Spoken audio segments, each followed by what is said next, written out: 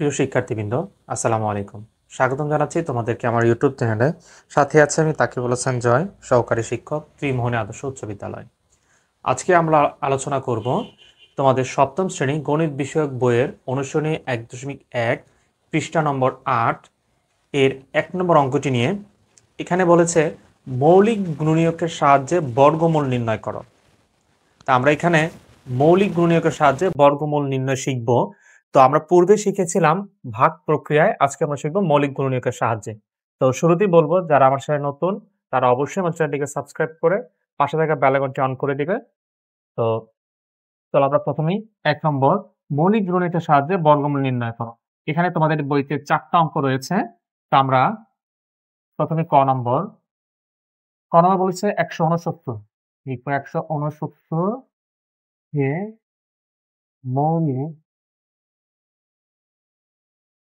গুণনীয়কের সাহায্যে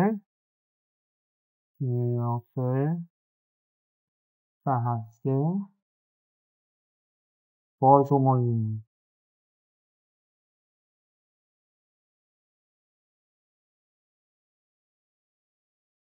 169কে মৌলিক গুণনীয়কের সাহায্যে আমরা বর্গমূল শিখব।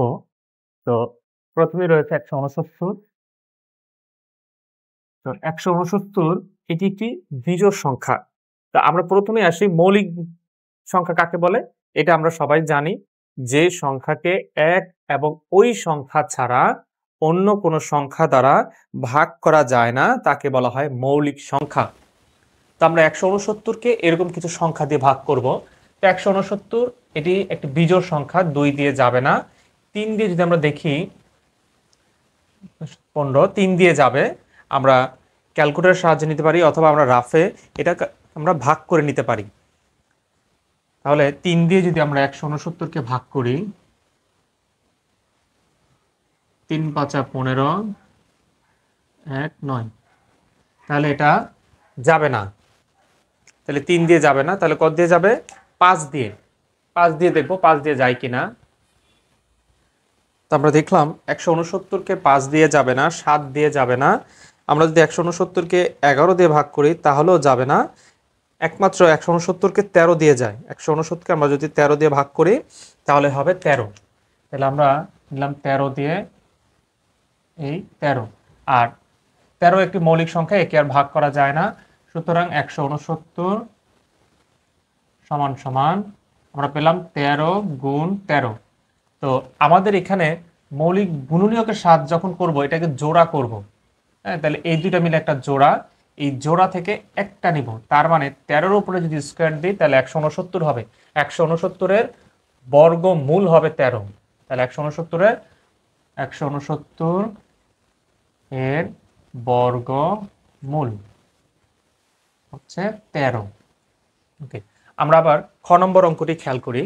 খ নম্বর অঙ্কটি যদি আমরা ক নম্বর না বুঝি তাহলে খ নম্বরটা একটু খেয়াল করি। খ নম্বর বলেছে 529। আমরা উপরে সেম লেখাটা লিখে নিব, 529কে মৌলিক গুণনীয়কের সাহায্যে বর্গমূল নির্ণয়। তাহলে আমরা সরাসরি অঙ্কে চলে যাই। 529 সংখ্যাটি একটি বিজোড় সংখ্যা। তো 529 সংখ্যাটি যেহেতু বিজোড়, তাহলে 2 দিয়ে যাবে না। 3 দিয়ে যদি দেখি তাহলে 529কে 3 দিয়েও যাবে না। 529কে যদি আমরা 5 দিয়ে ভাগ করি তাহলে যাবেই না। 529কে তারপর 7 দিয়ে দেখব, 7 দিয়েও যায় না। 529 7 দিয়ে পরে 9 দিয়ে দেখব, 9 দিয়ে যায় না। 529 ভাগ 9-এর পরে 11, তাও যায় না। 529 ভাগ 13, তাও যাবে না। তাহলে 529 আমরা 13 দিয়ে পর্যন্ত নিলাম, যায় না। এবার 15 দিয়ে, অবশ্যই বিজোড় সংখ্যা দিয়ে দেখতে হবে। হ্যাঁ, জোড় সংখ্যা দিয়ে তো দেখবো না, আমরা ভাগ করব না, কারণ ওইগুলোর ক্ষেত্রে 2 দিয়ে যাবে। তাহলে 529কে আমরা 15 দিয়ে দেখলাম, 17 দিয়ে দেখবো। এবার 17 যায় না। 529 একমাত্র 23 দিয়ে এই সংখ্যাটিকে যাবে। 529কে 23 দিয়ে যাবে। তাহলে আমরা 23 দিয়ে যদি নেই তাহলে 23 গুণ 23, 23 গুণ 23 করলে হচ্ছে আমার 529। তাহলে সুতরাং 529 সমান সমান আমরা পেলাম 23 গুণ আবার 23। তার মানে এই দুইটা মিলে আমরা একটা জোড়া করব, তাহলে হবে শুধুমাত্র এক জোড়া থেকে একটা নিব, প্রত্যেক জোড়া থেকে একটা, যদি এখানে একটাই জোড়া তাহলে একটাই আসবে, তাহলে 529 এর বর্গমূল, বর্গমূল হচ্ছে 23। এটা গেল আমার ক এবং খ। এরপরে রয়েছে কি গ নম্বর। গ নম্বর বলেছে 1521। গ নম্বর 1521। আমরা ওইভাবে লিখে নিব যে এই সংখ্যাটি কে মৌলিক গুণনের সাহায্যে বর্গমূল নির্ণয়।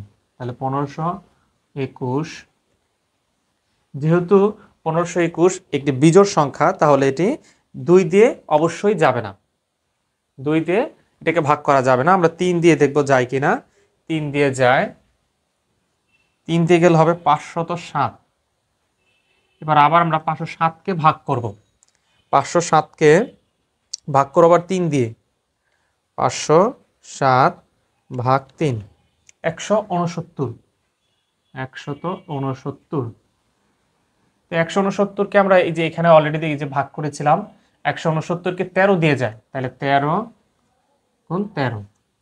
তাহলে আমরা আর 13কে ভাগ করা যায় না, 13 একটি মৌলিক সংখ্যা, তাহলে সুতরাং 1521 সমান সমান আমরা কত কত পেলাম, এই যে এই পাশের সংখ্যাগুলো পেয়েছি এগুলো লিখব।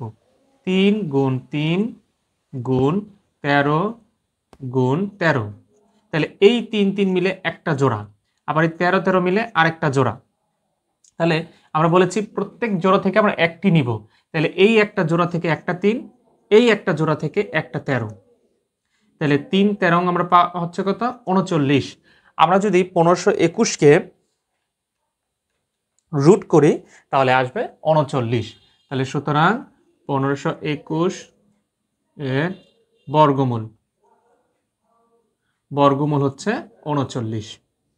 তো এটা হচ্ছে গ নম্বর। এবার আমরা দেখব ঘ নম্বরটা। 11025। 11025কে আমরা ভাগ করব। তো আবারও এখানে সেম 11025। তো এই সংখ্যাটি একটি বিজোড় সংখ্যা, তো বিজোড় সংখ্যাকে 2 দিয়ে ভাগ যাবে না, আমরা 3 দিয়ে দেখব। 3 দিয়ে ভাগ করলে হবে 3675। 3675। 3675কে আমরা আবার 3 দিয়ে দেখব যায় কিনা। তাহলে ভাগ 3, 1225। 1225 এটাকে আবার 3 দিয়ে দেখব, ভাগ 3, 3 দিয়ে যাবে না। এবার 1225কে 3 দিয়ে যাবে না, 1225কে তাহলে আমরা 5 দিয়ে দেখব, 245। 5 দিয়ে 245। 245কে আবার 5 দিয়ে যাবে, 49। 5 দিয়ে 49, আবার 7 7 49। তো এখানে 7 7 49, তাহলে 7 একটি মৌলিক সংখ্যা, তাকে আর ভাগ করা যাবে না। এবং আমরা যদি এখানে খেয়াল করি প্রত্যেকগুলোই হচ্ছে আবার মৌলিক সংখ্যা, যাকে আর কোনো সংখ্যা দিয়ে ভাগ করা যায় না। তাহলে সুতরাং 11025 সমান সমান এখানে যা পেলাম তা লিখব। 3 গুণ 3 গুণ 5 গুণ 5 গুণ 7 গুণ 7। আমরা কি করব, প্রত্যেকটাকে আমরা মিলিয়ে মিলিয়ে জোড়া করব, জোড়া। তাহলে এই 3 3 মিলে একটা জোড়া, আবার এই 5 5 মিলে একটা জোড়া, এই 7 7 মিলে একটা জোড়া।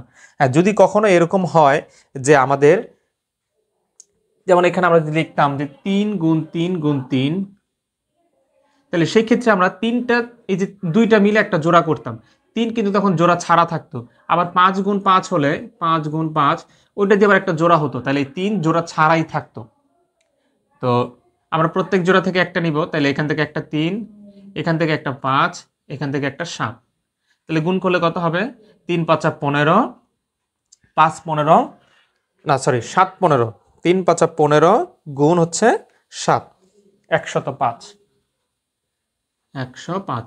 তাহলে আমরা যদি 11025কে বর্গমূল করি, বর্গমূল মৌলিক গুণনীয়কের সাহায্যে, তাহলে আমরা পাবো 105।